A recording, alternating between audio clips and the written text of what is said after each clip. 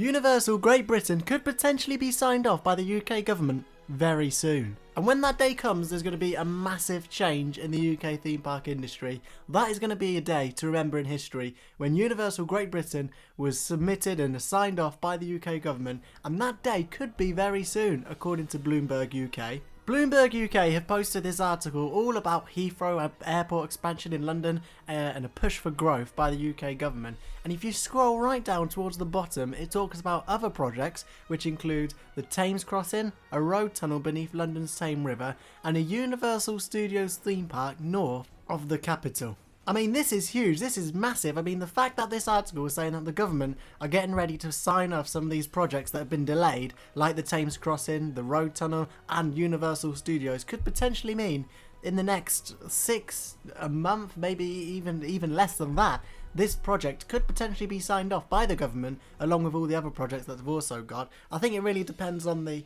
priority of the projects. I'm not sure how high Universal will be. I know for me it'd probably be number one, but probably isn't for the government. But it is very exciting that Universal Studios is mentioned in this article, because it gets us excited. I mean, I don't think we're far off now. The fact how quick this project has moved on over the past few years, and not even past few years, over the past year, with the whole consultation thing, the first thing in Bedford that was all done, and then it's just kind of gone really quickly now. We're at the point where we're just sitting really waiting for the UK government to come forward and approve the plan, really. I think Universal wanting to go with this, Universal Great Britain, but this is going to completely disrupt the whole of the UK theme park industry, which has been quite dominated by Merlin. There's not been many plays. You've got a few family parks, Pleasure Beach, Great Yarmouth Pleasure Beach as well, and a few other family kind of theme parks, Mingoland as well.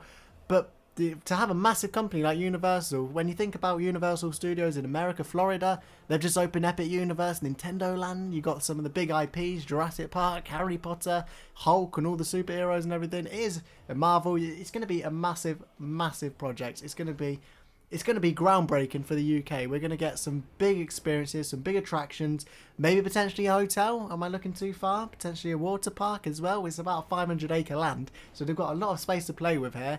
There's going to be massive infrastructure changes as well around Bedford to accommodate this huge theme park resort that's going to be there. It's going to completely change Bedford, definitely. And when you think about the potential things that we could be getting in Universal, I think about brands like potentially Nintendo Land, maybe a Mario Land here could potentially go down really well. Harry Potter always comes into mind as well. Never read the book, never watched the movie, but I know we're massive fans of it here in the UK. But with Harry Potter Land being in London and the 2 Harry Potter worlds in the UK, even though they're kind of different locations, I don't know how that will work out. But also, you've got the Hulk roller coaster, potentially somewhat of a clone here, potentially.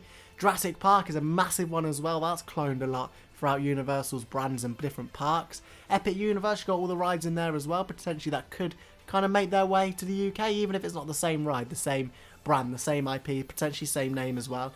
But it's massive. It's going to be a huge project for the UK. Something big, something massive, something that's going to change the UK theme park industry. It's going to be big. It's going to be massive. And big players here in the UK are going to watch out for this one, because this, in 2030, potentially rumoured time that this could open. It's really not that far away. When you think about 2030, we just started 2025, so exactly, 5 years now? It's not far away. Whether I think it'll actually open 2030, only time will tell. I think it will take a bit longer than that, but I'm just sitting here talking in my room, so what do I know? But I think it's going to be a massive project. It's going to be huge. It's going to be big. It's going to be exciting. It's going to have a positive and negative effect in the UK. People are going to want to go Universal, and in turn going to go to other attractions like Alton Towers, Thorpe Park, Pleasure Beach.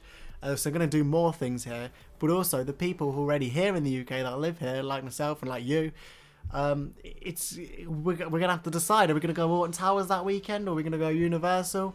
It's gonna be difficult, and I think there's a lot of good things to come. There's a few negatives for the big players in the UK already, but overall this is a massive positive thing in the UK to have a bit more competition, and just to have a massive player like Universal. I think you can hear the excitement in my voice. It's really, really exciting. I don't think I've actually talked about this in a proper YouTube video before on my channel, but now that I'm talking about it, it's getting me excited. It's really big time. It's going to be great. It's going to be good.